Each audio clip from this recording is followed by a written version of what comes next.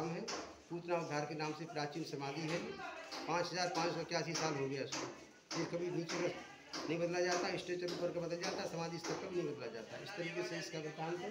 बोलो पूतना उद्धार की जय जय। इसको कब डालोगे बना के? दोस्तों ये है पूतना की समाधि। यहीं पर भगवान श्री कृष्ण ने पूतना को मोक्ष दिया था।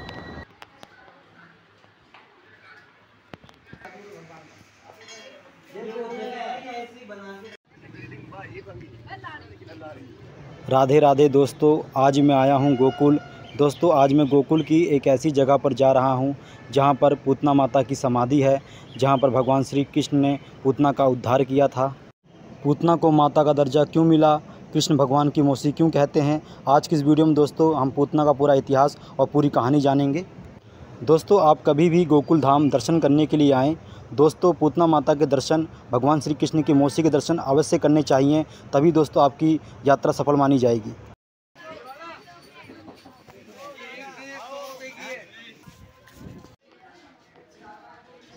जैसा कि आप सामने देख रहे हैं दोस्तों ये है पूतना मोक्ष स्थली। यहाँ पर भगवान श्री कृष्ण ने पूतना को मोक्ष दिया था, पूतना का उद्धार किया था। यहीं पर दोस्तों पूतना की समाधि है। आइए मैं आपको मंदिर के अंदर ले चलता हूँ। दोस्तों पूतना की यह समाधि स्थली गोकुल के नंद भवन 84 खंबा मंदिर के पास में ही है। 5000 वर्ष प्राचीन ये समाधि स्थली है पूतना माता की। ये देखिए दोस्तों ऊपर लिखा भी हुआ है पूतना मोक्ष स्थली। दोस्तों आप सामने देख रहे हैं दोस्तों ये पूतना माता की समाधि है। नीचे दोस्तों समाधि है, ऊपर माता की स्टेचू बना रखा है। ये देखिए भगवान श्री कृष्ण स्तनपान कर रहे हैं। पूतना एक राक्षसी थी जिसे कंस ने भगवान श्री कृष्ण को मारने के लिए भेजा था, और इसी जगह पर भगवान श्री कृष्ण ने पूतना का उद्धार किया था और पूतना को माता का दर्जा दिया था। इसीलिए भगवान श्री कृष्ण की मौसी कहा जाता है पूतना माता को। क्यों कृष्ण भगवान ने पूतना को माता का दर्जा दिया जो उन्हें मारने आई थी, क्यों पूतना को भगवान श्री कृष्ण की मौसी कहा जाता है, तो आइए दोस्तों यहाँ के पंडित से इस जगह के बारे में और पूतना माता के बारे में पूरी कहानी जानते हैं डिटेल में इस जगह के बारे में।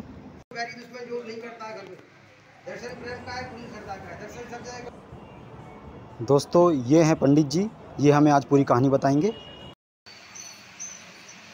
पूतना का उद्धार किया भगवान ने। ये सतयुग द्वापर त्रेता तीनों में भगवान के साथ में चली। सतयुग में राजा बलि की पुत्री थी, बहुत बड़ा जगह किया राजा बलि ने, दान मांगने आए विष्णु भगवान। 15वां अवतार भगवान का हुआ बामन के नाम से। भगवान 23 अवतार हो चुके हैं, तो विष्णु भगवान 15वां अवतार बामन के नाम से आए। इसका नाम रतनमाला था। सतयुग में राजा बलि की पुत्री थी। राजा बलि कौन थे? भरुचर के पुत्र थे, प्रहलाद के नाती। भक्ति में बहुत बड़े शिरोमणि भक्त प्रहलाद हुए ना, उनके नाती थे राजा बलि। तो पाताल लोक के राजा थे, बैकुंठ में विराज किया उन्होंने। तो इसने भगवान को देखकर पुत्र स्नेह प्रकट किया, बड़ा सुंदर है, ऐसा अगर मेरा पुत्र होता तो मैं दूध पिलाती। भगवान का तथास्तु, ऐसा ही होगा।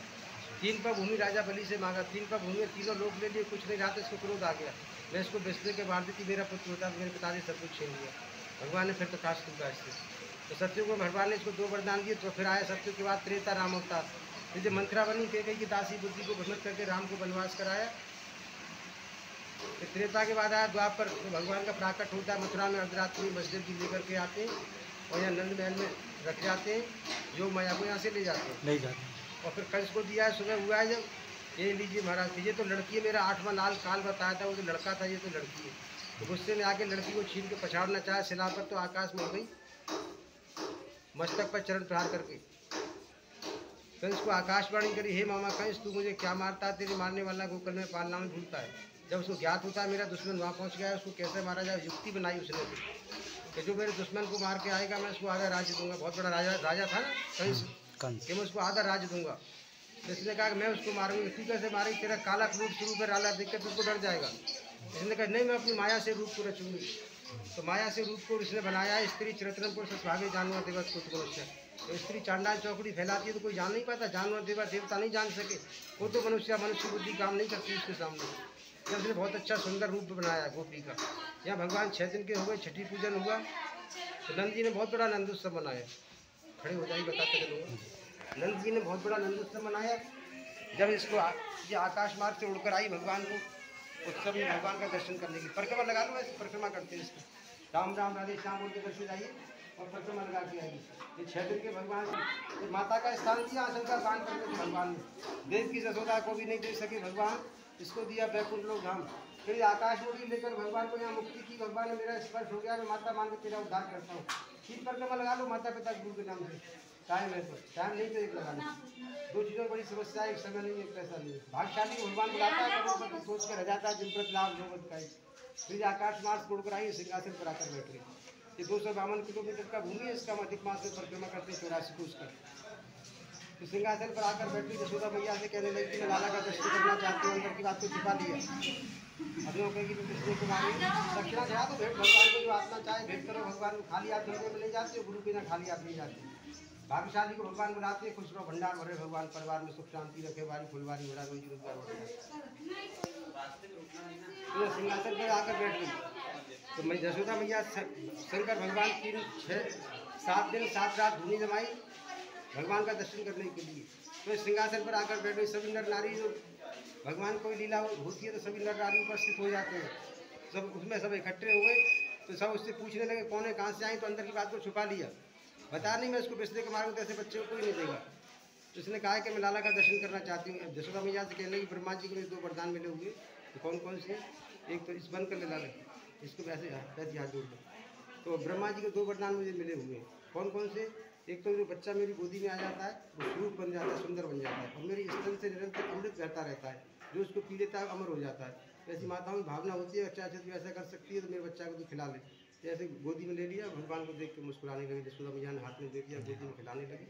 इसको देख के भगवान मुस्कुराने लगे, भगवान भी को देख के इसके ये भी मुस्कुराने लगे।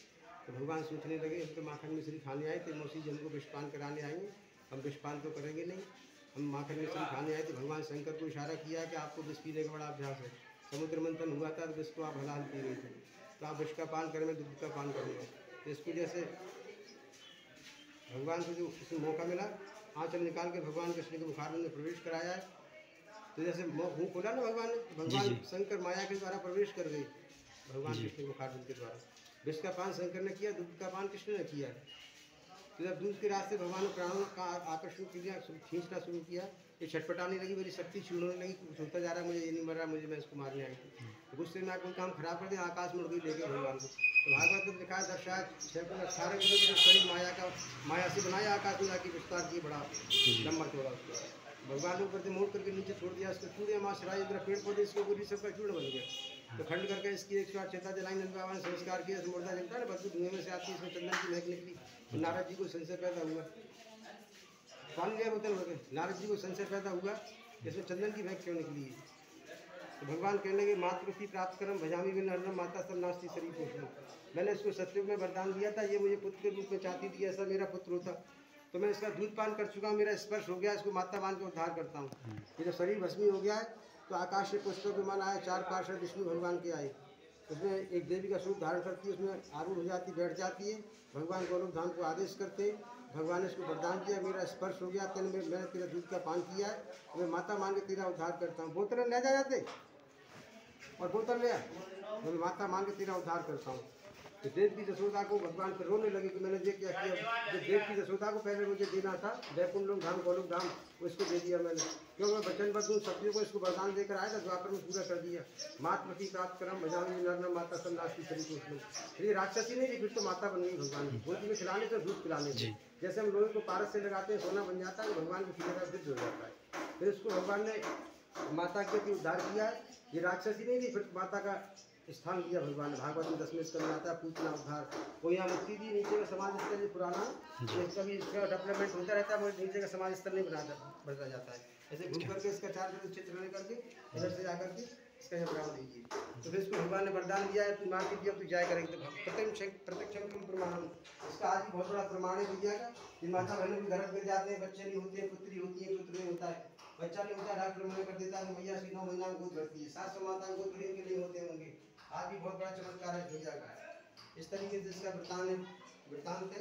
पुरानी महाबल पूतना का उद्धार, यहाँ मंदिर में यहाँ मोक्ष दिया भगवान ने, उद्धार किया। इस तरीके से इसका ग्राम है, पूतना उद्धार के नाम से प्राचीन समाधि है।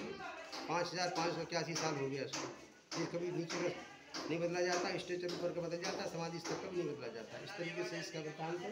बोलो पूतना उद्धार की जय जय। इसको कब डालोगे बना के? आपको पंडित जी की आवाज़ थोड़ी धीरे सुनाई दे रही होगी दोस्तों, क्योंकि दोस्तों अगल बगल बहुत शोर था। उम्मीद करता हूँ कि आपको पंडित जी द्वारा बताई गई कहानी समझ में आ गई होगी।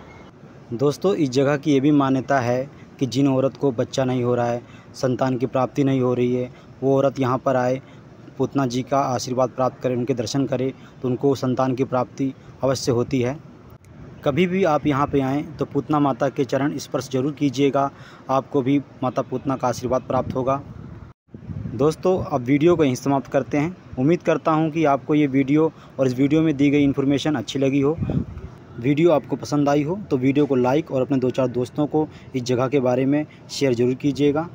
अगर आप मेरे चैनल पर पहली बार आए हैं तो प्लीज़ चैनल को सब्सक्राइब जरूर कर लीजिएगा, क्योंकि मैं ऐसी ही धार्मिक जगहों पर वीडियो बनाता रहता हूं। अगर आप चाहते हैं कि मेरी आने वाली नई वीडियो का नोटिफिकेशन मैसेज आपको सबसे पहले मिले तो चैनल को सब्सक्राइब करने के साथ साथ बेल बटन और नोटिफिकेशन पर भी क्लिक जरूर कर लीजिएगा। अब मैं आपको मिलूँगा एक ऐसी खूबसूरत धार्मिक जगह और नई वीडियो के साथ। तब तक के लिए दोस्तों राधे राधे।